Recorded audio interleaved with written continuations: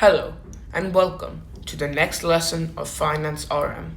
This time we will be talking about equity. Firstly, we have indexes.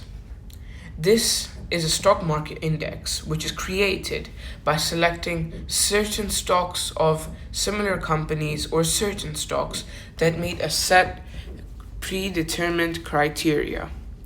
If the prices of the stocks go up, then the index also goes up, and if they plummet, so does the index.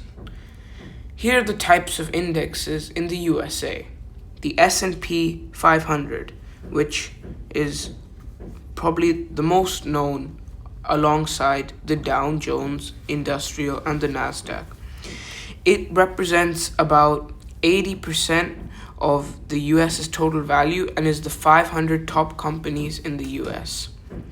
The Dow Jones is the oldest one and it's probably the most well known, as it includes the stocks of the 30 largest and most influential companies in the US. Nasdaq is the stock exchange for all and the index for all the technological and similarly related stocks. This index includes some companies that are not necessarily in the US, and it includes several subsectors like software, semiconductors, and biotech.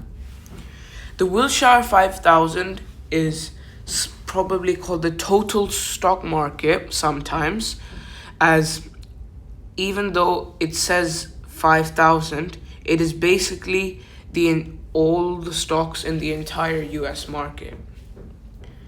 IPO, initial public offerings. There are two types of companies: public companies, which sell their stocks and are the ones that require funds from the public, which is most large companies as we know them today, and private companies, which are ones who do not take funds from the public and therefore do not sell their stocks. When private companies want to expand and become public companies, they use the process of an IPO, which is an initial public offering, which is the first step for a company to be listed in the stock market. The issue price is the price set when the IPO has just occurred for the company and is determined by the valuation of the company and divided by the total numbers of shares. The listing price is the opening price of the share on the listing day, which is the first day, and it refers when it's been available and traded in the stock market. Blue chip stocks are the shares of large and huge companies with large reputations and excellent value. They're typically large, established, and are companies you hear day to day, such as Apple, Google, Amazon, etc. They are generally the leaders in the market, and most blue chips stocks have long records and safe and stable dividends. ETFs, exchange traded funds. They are a basket of securities which trade on an exchange like a stock, and their share prices fluctuates all the day as the ETF is bought and sold, as it can contain different things such as stocks, commodities, or bonds. Some only offer US holdings, while others are international. How do you know which companies to invest into? Well, you can start by reading business newspapers and look at the companies that are performing well.